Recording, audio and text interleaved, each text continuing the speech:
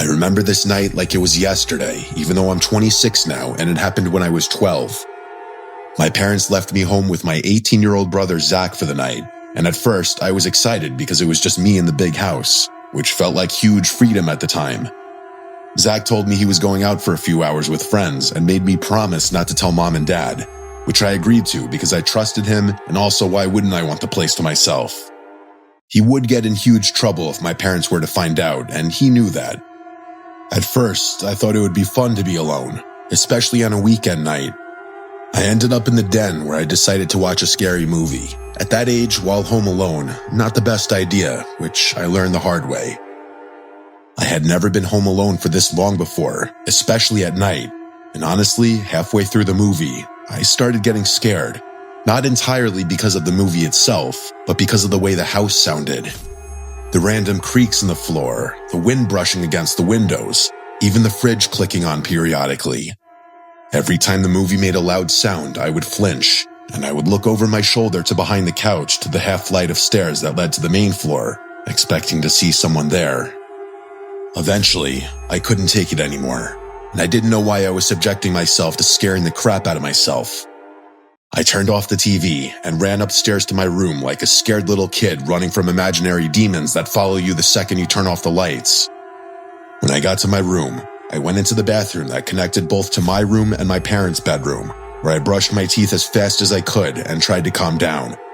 After that, I went into my room to play Call of Duty Zombies on my Xbox 360, thinking it would make me a little less scared. I played for a few hours, losing track of time and focusing on the game. Eventually, my team and I died on zombies, and I got frustrated. I decided it was late and I should go to sleep, though.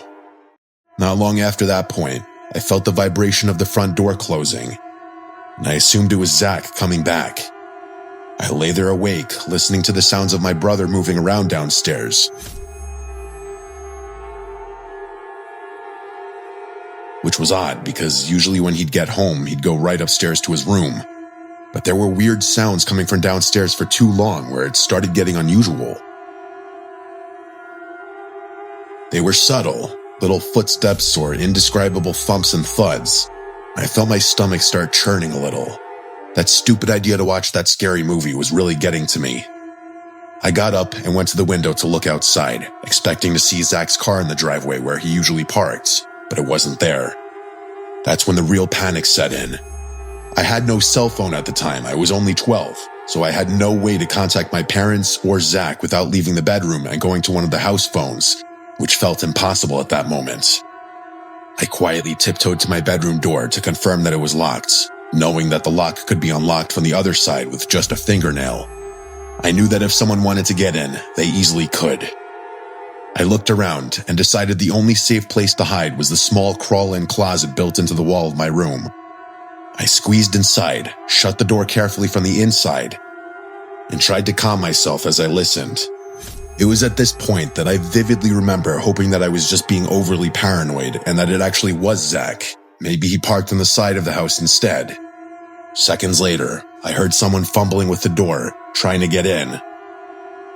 And then moments later, the door opened. The person was inside my room, and I had no idea who it was or what they wanted. I stayed completely still, listening to footsteps moving around my room, feeling the floorboards creak beneath the weight of someone walking, and hearing things being moved and shifted around. Every second felt like an eternity. I was terrified that the closet door could open at any second and I could be dead. I still prayed it was my brother, but I stayed quiet, barely breathing and hoping that whoever it was would leave. I could hear them dragging something across the floor at one point, which made me even more nervous. I felt like hours had passed, though it was probably only minutes. Eventually, I heard footsteps receding and moving away from my room. I stayed in the closet for what seemed like forever, likely 2 hours, until finally, I heard Zach calling my name from across the house.